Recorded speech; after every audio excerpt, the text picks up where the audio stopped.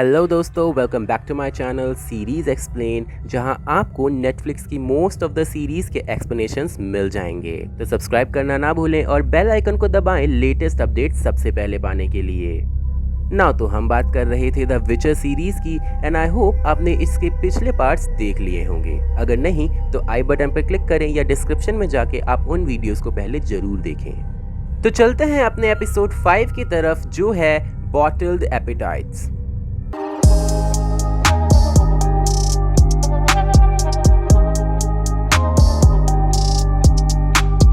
तो एपिसोड शुरू होता है सन 1263 में सीरी की टाइमलाइन से, जहां हम एक आदमी को देखते हैं जो कि एक डॉपलर है। इस दुनिया में डॉपलर्स वो होते हैं जो किसी का भी रूप धारण कर सकते हैं। रूप के साथ साथ वो उनकी मेमोरीज को भी कॉपी कर सकते हैं। हम देखते हैं कि निल्फगार्ड की तरफ से एक ऑफिसर काहिर उस डॉपलर के पास आता है और उसे किसी काम के लिए हायर कर लेता है। बाय द वे, ये काहिर वही सोल्जर है जिसने सीरी को एपिसोड 1 में पकड़ लिया था।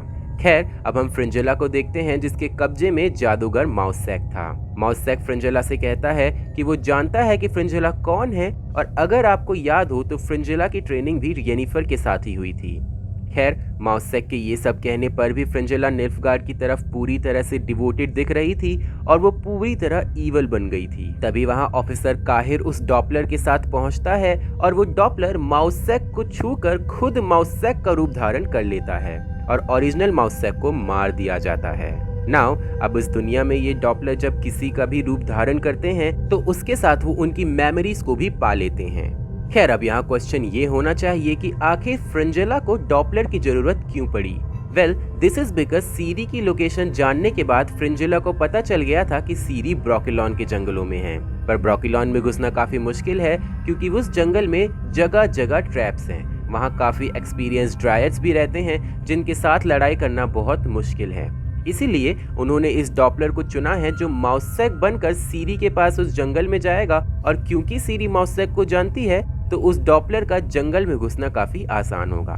Now coming back to the episode, हमें 1256 की टाइमलाइन दिखाई जाती है जिसमें हमें येनिफर और गेरल्ट दोनों को दिखाया जाता है। जी हाँ, इन दोनों की टाइमलाइन को अब एक साथ दिखाया जाएगा। खैर, हम एक शॉप में येनिफर को देखते हैं जो अपने जादू के लिए कुछ सामग्रियां खरीदना चाहती थी, पर उसके पास उतने पैसे नहीं थे।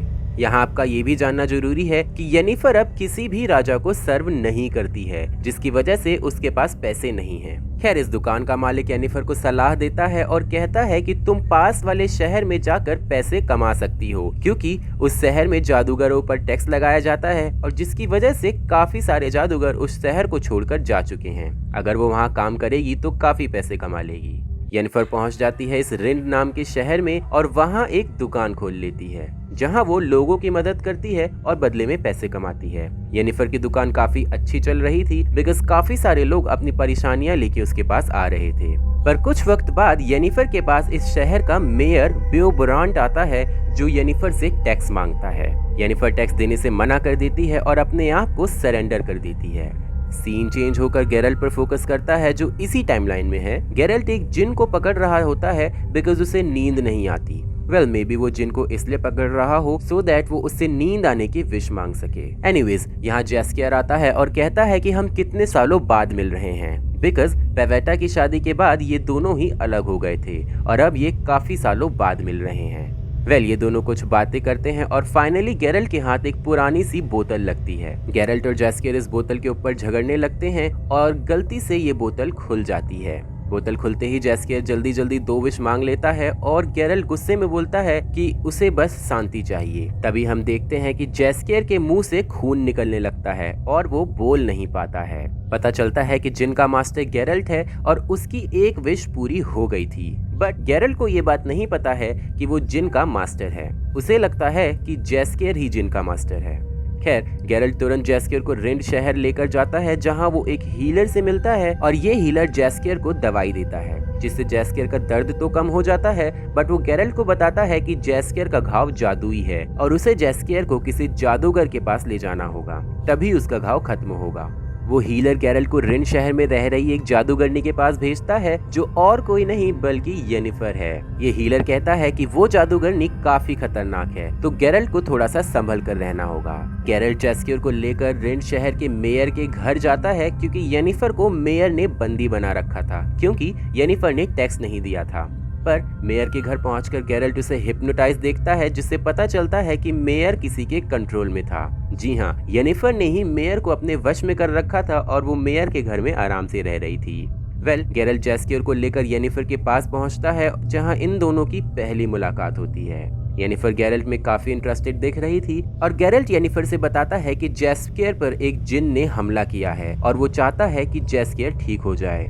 जिन का नाम सुनते ही येनिफर के एक्सप्रेशन चेंज हो जाते हैं, मानो इसके दिमाग में कुछ चल रहा हो। खैर, येनिफर जैस्कियर को ठीक कर देती है और जैस्कियर सो रहा होता है। यहाँ गैरल्ट और येनिफर साथ में नहाते हैं और आपस में काफी बातें करते हैं। इससे हम समझ पाते हैं कि ये दोनों एक दूसरे में इंटरेस्टेड थे। बट फिर भी गैरल्ट को येनिफर पर शक था कि शायद येनिफर कुछ तो अलग करना चाहती है और थोड़ी ही देर में गैरल्ट की नजर वहाँ बने एक निशान पर जाती है जो कि जिन की बोतल पे बने निशान की तरह था। गैरल्ट समझ जाता है कि येनिफर जिन को कंट्रोल करना चाहती है जिसके लिए वो जैस्कियर का इस्तेमाल करेगी क्योंकि उसके मुताबिक जिन का मालिक जैस्कियर है पर असल में तो गैरल्ट ही जिन का असली मालिक है।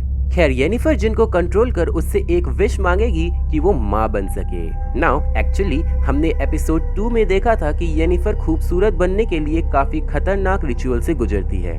वो खूबसूरत तो बन जाती है पर उसके बदले में वो अब कभी माँ नहीं बन पाएगी। तो अब इसीलिए वो जिन को पकड़ना चाहती है जिससे वो माँ भी बन सके। नाउ यहाँ गैरल्ट येनिफर से कहता है कि जिन को काबू में करना बहुत ही मुश्किल है बिकॉज जिन बहुत ताकतवर है, पर येनिफर उसकी बात नहीं मानती और जादू से गैरल्ट को अपने काबू में कर गैरल्ट को बेहोश कर देती है। होश में आने पर गैरल्ट अपने आप को एक जेल में पाता है जहाँ एक इंसान उसे मारने आता है। वो इंसान गैरल्ट से कहता है कि मरने से पहले उसकी लास्ट विश क्या है। इस पर गैरल्ट कहता है कि मैं चाहता हूँ कि तुम्हारा सर फट जाए और अगले ही पल उस आदमी का सर फट जाता है। इसे देख गैरल्ट समझ जाता है कि असल में वो ही जिनका मालिक है और जाने अनजाने में उसने अपनी 2 विश यूज कर ली हैं। अब उसके पास सिर्फ एक लास्ट विश बची है। सीन चेंज होकर येनिफर पर फोकस करता है जो किसी तरीके के इंचांटमेंट कर रही थी ताकि वो जिन को काबू में कर सके। यहाँ जैस्कियर नींद से जागता है और येनिफर को जादू टोटका करते देखता है। येनिफर जैस्कियर को डराती धमकाती है कि वो अपनी लास्ट विश मांगे और जैस्कियर अपनी लास्ट विश मांगता है और वहाँ से बाहर चला जाता है। वहाँ से बाहर निकलकर जैस्कियर को गैरल्ट मिलता है और वो गैरल्ट से बताता है कि येनिफर जिन को पकड़ना चाहती है। अब यहाँ गैरल्ट को पता था कि जिन बहुत ही पावरफुल है और उसे कंट्रोल करने में येनिफर की जान भी जा सकती है। वो येनिफर की मदद करने के लिए अंदर जाता है और हम येनिफर को देखते हैं जो अपना पूरा जादू यूज कर उस जिन को पकड़ने में लगी हुई थी। अब यहाँ येनिफर अपनी ही बॉडी को वेसल बनाकर उस जिन को अपने अंदर कैद करना चाहती थी और ऐसा करने से वो दुनिया की सबसे पावरफुल जादूगरनी बन जाएगी और वो माँ भी बन पाएगी क्योंकि असल में येनिफर सबसे पावरफुल बनना चाहती है। गैरल्ट को पता था कि ऐसा करने में जिन येनिफर को मार देगा और वो येनिफर के पास पहुंच जाता है। हम देखते हैं कि जिन वहां आ तो गया था पर वो अभी भी येनिफर से बहुत ताकतवर था और येनिफर उसे कंट्रोल नहीं कर पा रही थी। यहाँ गैरल्ट बताता है कि वो ही जिन का मालिक है ना कि जैस्कियर और येनिफर गैरल्ट से अपनी लास्ट विश मांगने को कहती है। पर गैरल्ट कहता है कि वो अपनी लास्ट विश मांग लेगा बट येनिफर को जिन को आजाद करना पड़ेगा। पर येनिफर नहीं मानती है और ऐसा लग रहा था कि जिन येनिफर पर हावी हो रहा है। पर इतने में ही गैरल्ट अपनी लास्ट विश मांगता है और जिन वहां से चला जाता है। अब यहाँ एपिसोड में नहीं बताया कि गैरल्ट ने विश क्या मांगी बट जिन के जाने के बाद इस बिल्डिंग की ऊपरी मंजिल गिरने लगती है।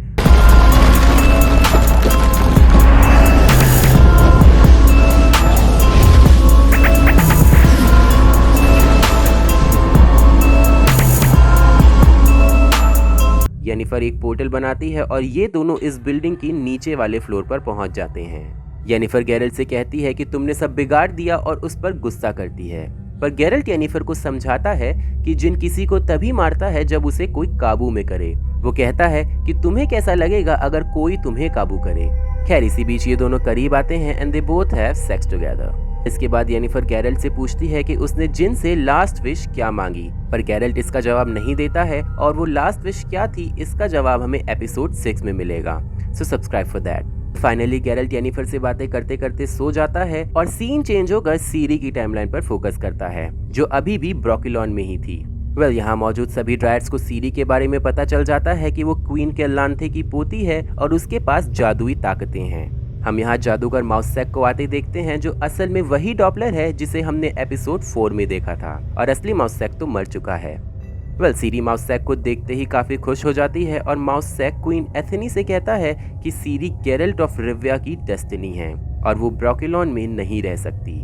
वो लॉ ऑफ सरप्राइज का नाम भी लेता है, जिसे सुन क्वीन सीरी को ब्रोकिलॉन से जाने की परमिशन दे देती हैं, जिससे पता चलता है कि ड्रायड्स भी लॉ ऑफ सरप्राइज को मानते हैं। सीरी माउसेक के साथ चली जाती है और इनके साथ डारा भी जाता है। एपिसोड 5 यहीं खत्म हो जाता है। तो आई होप आपको इसकी एक्सप्लेनेशन समझ में आ गई होगी। आगे के वीडियोस देखने के लिए सब्सक्राइब जरूर करें। वीडियो पसंद आई हो तो लाइक, शेयर और कमेंट जरूर करें, और मिलते हैं अपनी अगली वीडियो में। तब तक के लिए टेक केयर।